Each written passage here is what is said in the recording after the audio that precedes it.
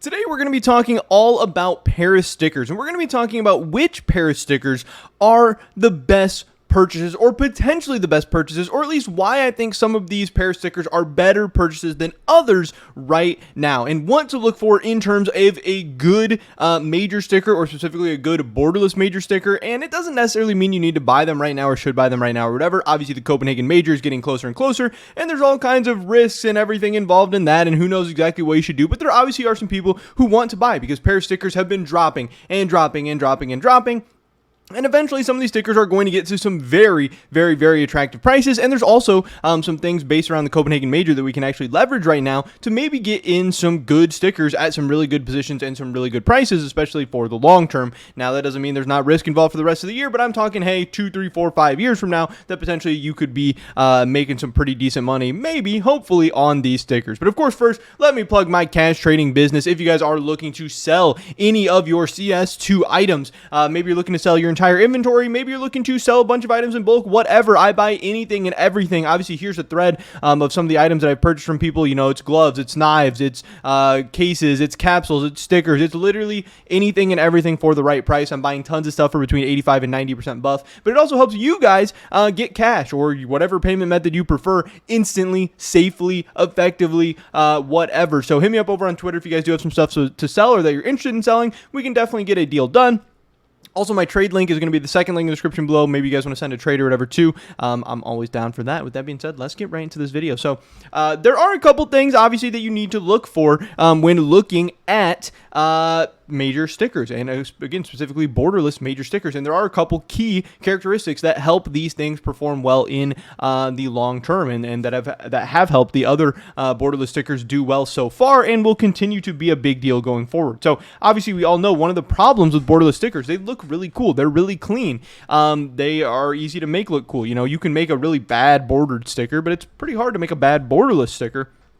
But due to the fact that it is just the team's logo, one of the major downsides is that you can get copies of one another from major to major. There are some teams with 3 stickers in the game that look almost exactly the same. So, hey, you think Paris is overinvested? How about put Paris and Antwerp and Stockholm together for those quantities? And that's what you get with certain teams like Vitality, like Navi, or teams like that who have made it to every single major. Their sticker is really not all that hype, not all that interesting, not all that exciting. Now, hey, they do have a different insignia in the bottom corner, so maybe it looks a little bit different. You might have a little tiny bit different hollow effect or whatever, but again, in the long run, the stickers that are going to do the best and are going to be the most desirable are stickers that are unique to just a single set, because then you have to go to that single sticker, you have to go to that single set to get it. Even if it's Paris, where the supplies are going to be a little bit higher, at least it's not Paris plus something else, or Paris plus 2 other things. And again, I think in the long run, especially as these stickers age, and especially as we hopefully get more players brought back to the game,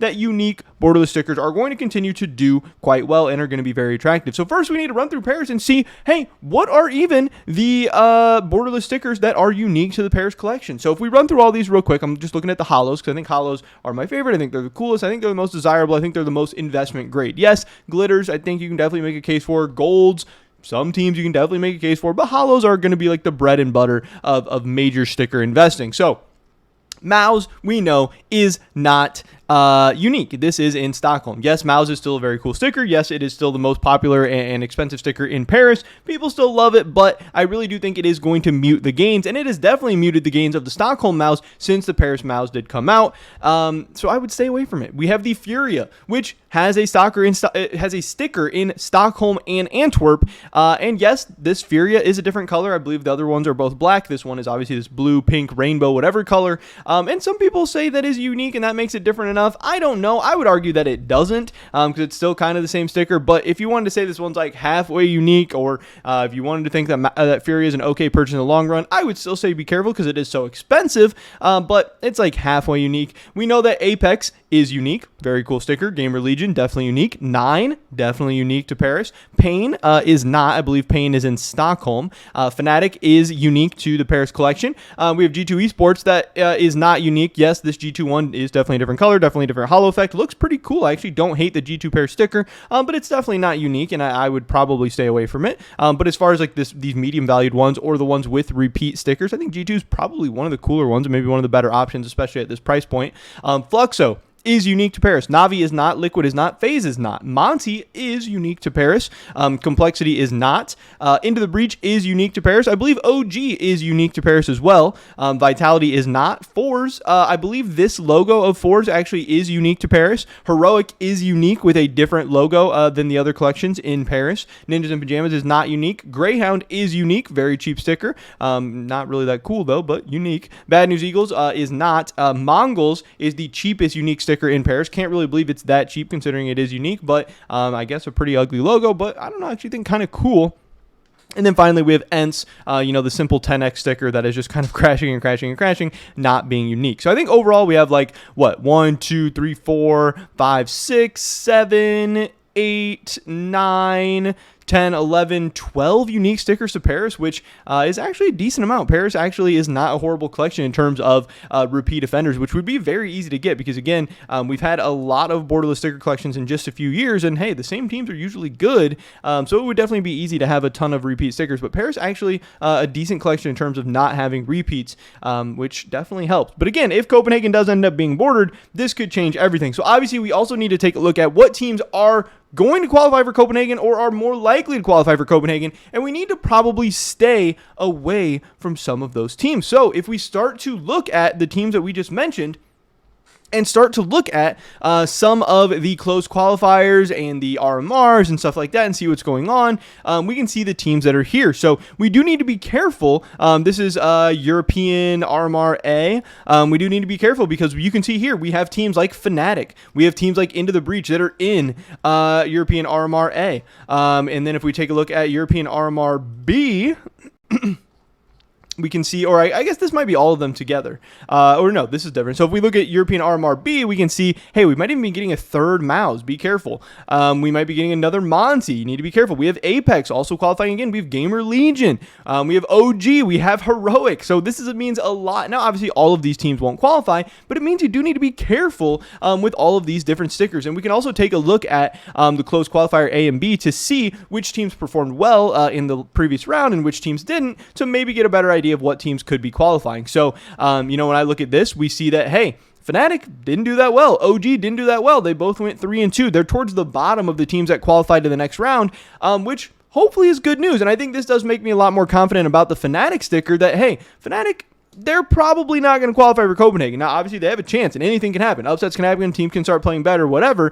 But I feel a lot better about Fnatic. OG's never a sticker that I'm really worried about because I don't think it's that cool anyway. But, hey, OG and Fnatic are probably not super likely to qualify for Copenhagen, which means, hey, you maybe don't have to worry about them as much. And I already think Fnatic is one of the best stickers in Paris, so this definitely makes me feel better about them, and that definitely makes me more willing to buy that Fnatic sticker. If we look at the other side, we can see, here, I don't know if there's really anything that stands out to me here. Fours obviously didn't qualify, which means they're not going to be getting a new sticker. So, hey, maybe that's a bump for the Fours. We can see Heroic didn't perform that well, so maybe that's a bump to the Heroic. Even the teams that qualified, they still need to be a little bit careful.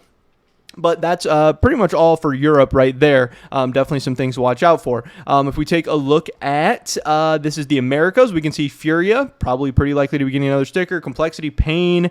We have Liquid, maybe getting another one here. We have Imperial, that's obviously Antwerp, but you need to keep an eye out on that. If we look at the North American qualifiers, I don't really think there's anything too much that matters here. We can see that, Liquid, Complexity, teams like that, probably going to be getting new stickers, but not really anything that I'm worried about as far as unique stickers getting messed up or anything. But if we look at the South America stuff, we can see here that Fluxo did not qualify, and this is a big boom to the Fluxo sticker. Fluxo is already a pretty cool sticker, cool color, I think a decent logo. The fact that they're not going to be getting a new Borderless sticker in Copenhagen, that definitely is a big bump to Fluxo, and that makes me want to move Fluxo definitely up my list of stickers that I would consider buying right now or consider to be good purchases right now. Then in terms of repeat stickers and stuff like that, doesn't look like anything too crazy.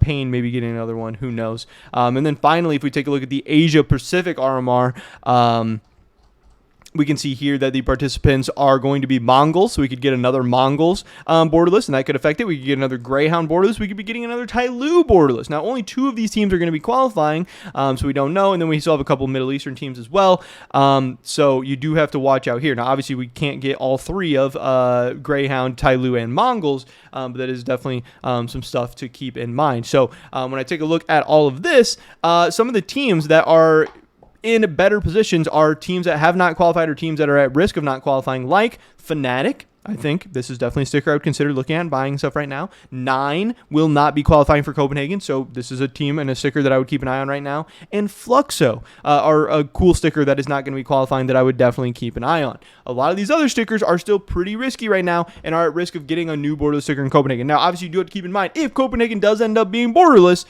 all these stickers are going to take a hit. But the ones that do not have a duplicate are going to perform better in the long term, so you can just buy them, and even if they dip, you can just hold on to them and not worry about it as much. But also, they're going to probably dip less and probably rebound faster. So these are some of the areas I would be, putting my money into. Stickers that are at decent prices, that look cool, and are at the least risk of being replicated, which right now, to me, looks like 9, Fnatic, Fluxo, probably 3 of my best options. I do like Heroic, especially at this price point, especially if they seem unlikely to qualify as well. So those would probably be my top 4. But that is pretty much it for this video today, guys. Again, if you're looking to sell any of your CS2 items, hit me up over on Twitter. We can get a deal done. Hopefully catch you guys in the next one. But until then, peace.